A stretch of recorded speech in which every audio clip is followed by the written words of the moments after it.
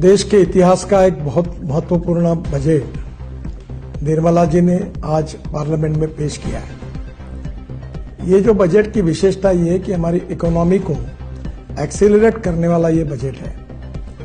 जहां तक इंफ्रास्ट्रक्चर को हर समय वित्त मंत्री प्राथमिकता देते हैं, इस समय भी हमारा बजट बढ़ा है, जिसके कारण इंफ्रा रोड सेक्टर में इसका बहुत बड़ा फायदा होगा।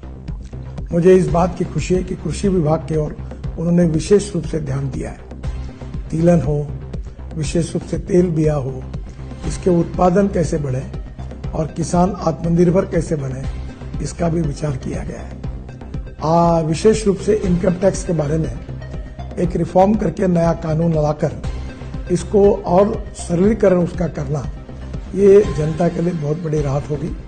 और 12 लाख रुपए की उत्पादन के लिए इनकम टैक्स में जो राहत दी गई है, वो भी बहुत महत्वपूर्ण है।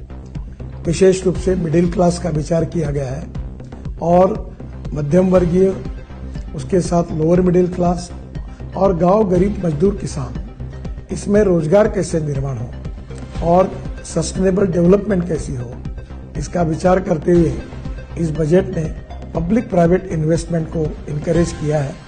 मुझे लगता है ये बहुत बड़ा सेक्टर है, जिसके कारण नए रोजगार निर्माण होंगे, ग्रोथ बढ़ेगी और निश्चित रूप से देश के विकास में उसका योगदान होगा।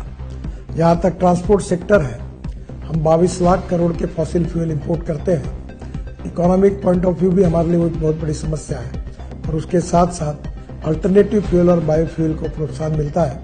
इसलिए विशेष रूप से लिथियम आयन बैटरी अब सस्ती होगी।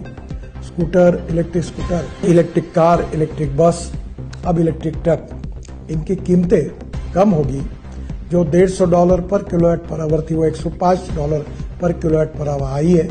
वो $100 के नीचे जाएगी और इलेक्ट्रिक के वाहन और लोकप्रिय बनेंगे, प्रदूषण से मुक्ति मिलेगी और देश में नए रोजगार निर्माण होंगे।